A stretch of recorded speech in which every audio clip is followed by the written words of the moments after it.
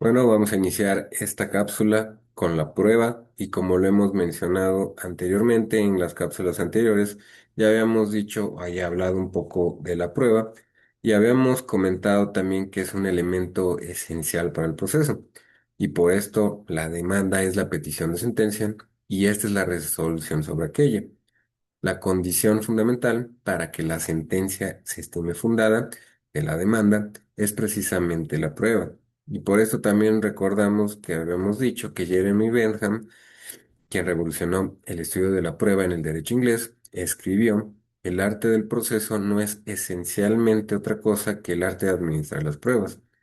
Por esta razón, tiene gran importancia el estudio de la prueba, al grado que ya actualmente se habla de un derecho probatorio. Y podemos otra vez recapitular un poco del concepto de prueba o un análisis sistemático de la prueba y las preguntas que nos hacemos, y lo vamos a repetir.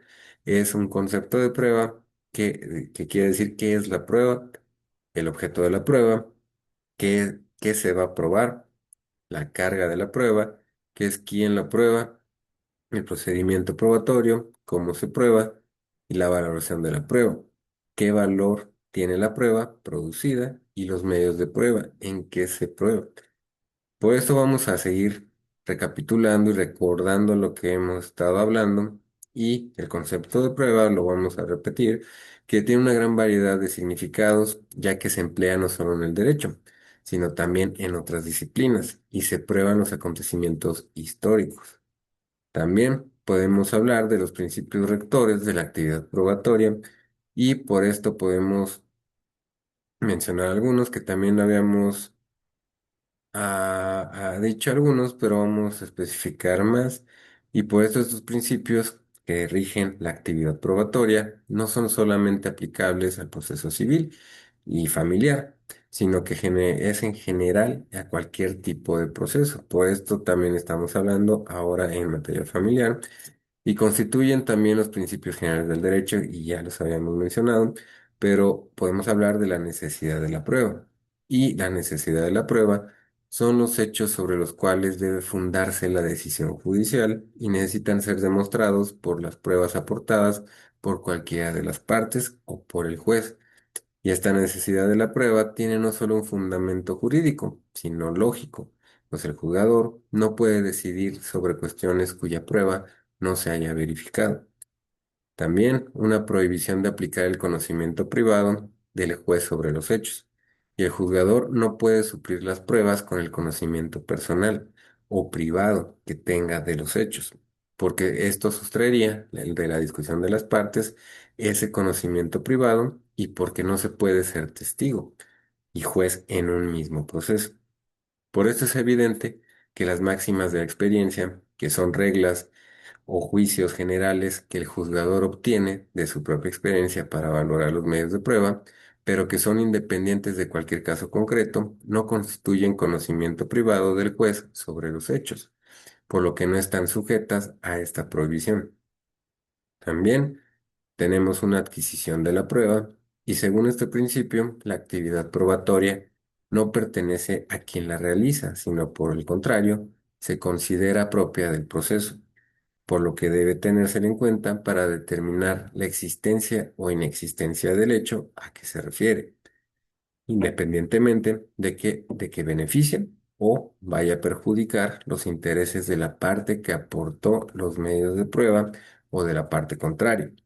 Una vez practicada la prueba, esta pertenece al proceso y no a la parte que la propuso y proporcionó. También tenemos una contradicción de la prueba y la parte contra quien se propone una prueba debe gozar de oportunidad procesal para conocerla y discutirla, incluyendo en esto el ejercicio de su derecho de contraprobar. Este principio no es sino solo una manifestación específica del principio de contradicción que debe regir en general toda la actividad procesal. También tenemos la publicidad de la prueba, y esto es que el proceso debe desarrollarse de tal manera que sea posible a las partes y a terceras personas conocer directamente las motivaciones que determinaron la decisión judicial. particularmente en lo que se refiere a la valoración de la prueba. Por regla, las pruebas se deben practicar en audiencia pública, salvo que se trate de juicios de divorcio, nulidad, de matrimonio o de algún otro en que, a juicio del tribunal, convenga que la audiencia sea privada. También tenemos la inmediación y dirección del juez en la producción de la prueba. Por esto el juez debe ser quien dirija, de manera personal, sin mediación de nadie, la producción de la prueba. Si la prueba está encaminada a lograr el cercioramiento del juzgador, nada más lógico que sea éste quien dirija su producción. Por esto es que este principio, sin embargo, no tiene una aplicación real en la práctica del proceso civil mexicano, ya que por regla las audiencias de pruebas son dirigidas por los secretarios de acuerdos, sin que las presencie y conduzca personalmente el juez. No obstante, cualquiera de las partes tiene derecho a exigir la presencia del juez, pues la infracción de este principio constituye ya una grave violación procesal. También tenemos la carga de la prueba y la carga de la prueba no es sino una aplicación a la materia probatoria del concepto general de carga procesal.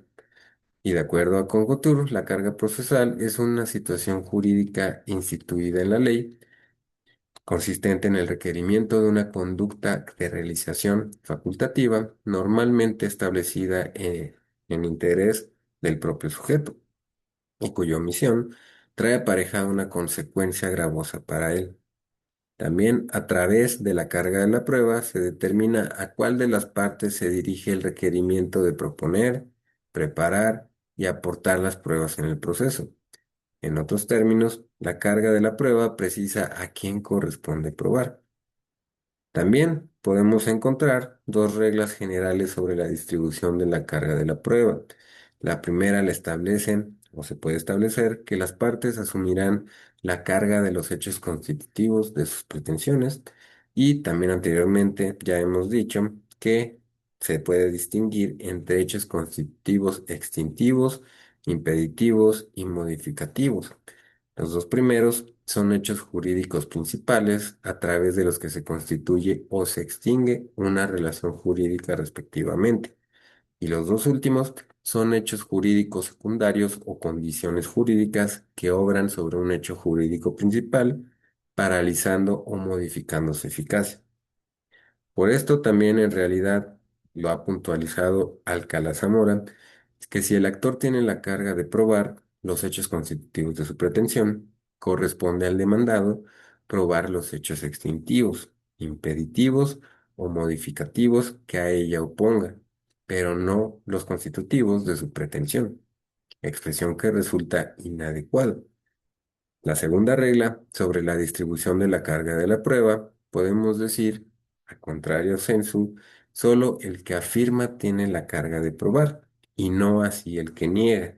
Sin embargo, esta regla general tiene las excepciones siguientes, en las que se niega si tiene la carga de probar.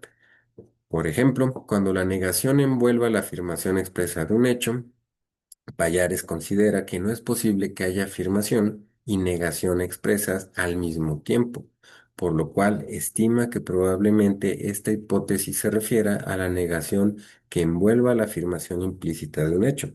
Sin embargo, es posible que al negar un hecho se afirme expresamente que éste ocurrió de otra forma.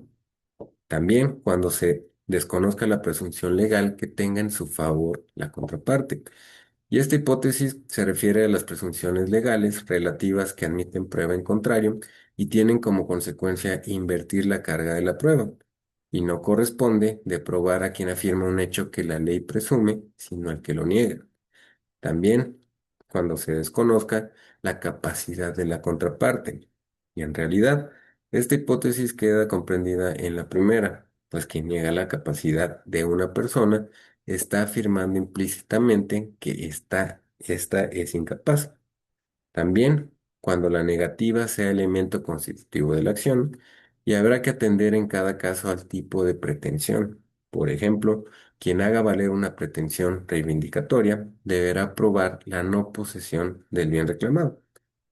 Por último, la Suprema Corte de Justicia de la Nación ha sostenido que las proposiciones negativas son susceptibles de prueba, siempre que estén determinadas por circunstancias de tiempo y de lugar, pues entonces no pueden considerarse como absolutamente negativas.